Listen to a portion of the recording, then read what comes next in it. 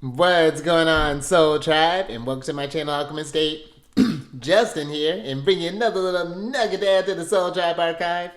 And in today's video, I'm going to be talking about the moon in Aries in the fourth house. Now, with the lovely moon, this is the planet where of how we nourish ourselves, how we take care of the body, the emotional body, the physical body.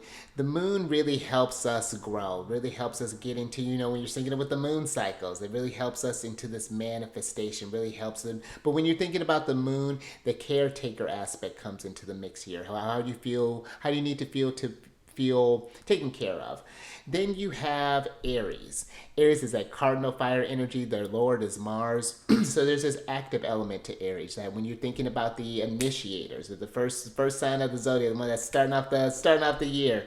So that's and Aries is this masculine energy, so there's this outward energy that goes on there that's going to get things, this active flow. Then you have the fourth house. The fourth house is the house of the home space. This could be about parents, whether this is your parents or maybe you as a parent, and this could actually be the end of life as well. And when you kind of combined all of this, this person would be by whole sign, you have a Capricorn rising. One of the things that popped into my head, I would say, if you're looking as far as like career wise, some things, tending to some sort of land, investing in some sort of properties. Maybe this is landlord vibes, or this is even someone, maybe you happen to work in some sort of like construction, possibly even where you're building a lot of stuff for people. I could see this as maybe you're the type that, oh yeah, that whole city, that's got my name, all those buildings got my name on it. So that could be you, someone who knows how to nourish these infrastructures. Maybe you happen to build your own place here. Maybe the home space is something very personal to you, who defines you. So maybe you built your house. So that could be another thing that I would do. If not, having some sort of like activity, some being involved in the home space, I would say is something I would talk with a person about this. This could be even to maybe this person could be, depending on how the moon is affected. I could see this as someone who maybe moves around quite a bit. Maybe that actually could be, maybe you happen to be in sort of like a military family, or maybe happen to be in the military, maybe someone who's married to someone in there, so maybe you have to move homes around a lot. And so it's like having some things to help you feel grounded in them, that you can move along with you consistently. I feel it can maybe kind of help if you feel like, oh, I'm all over the place. But I could see this as someone too who maybe is very active as a parent, possibly, whether if you have your own kids, maybe you're that person, that parents that's like, okay, no, we're doing the carpool for the soccer, we're doing this, we're scheduling all of the things, the play dates, the get-togethers. Maybe that's just your jam. You can do that very well. Or this could be someone who maybe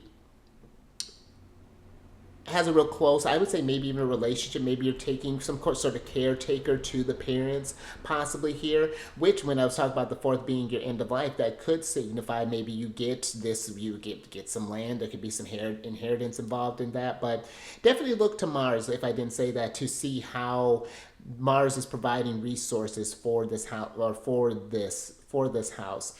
And I would say if you were having any sort of problems around the fourth house, in that sort of area, look to the other house that Mars rules. This is a little technique that another astrologer, a lot of she's I think it may be Duchneva, but she's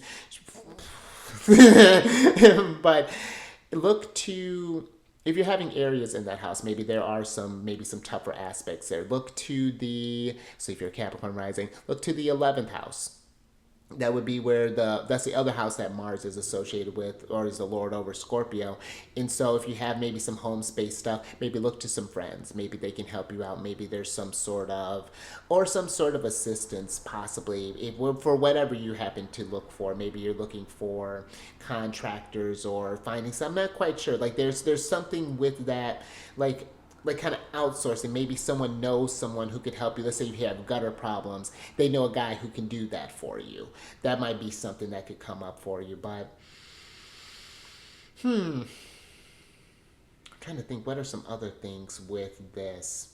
I can maybe see this as maybe you had someone, maybe your parent might be someone who's in a prominent role here. So maybe you've learned a lot of your nurturing tendencies from this maybe kind of high, I don't want to say maybe high profile, but maybe you have someone who's recognized in their community or something along those lines. And so there may be even that sort of I don't want to say pressure, but maybe there's that sort of expectation that you kind of grew up with, possibly. That's just another thing. I'd have to get some backstory. So give me some backstory. comment in the description box below, because you can see what you can create so many different combinations with these things. But the whole chart really does paint a really beautiful picture. So if you have this placement, I'd love to hear how you've been working with this energy. What are some things that have come up for you? Did any of that happen to resonate with you?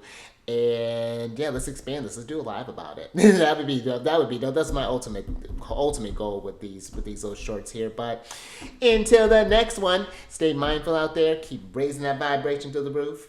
Seize the day and the night. And I will catch you on the next one later.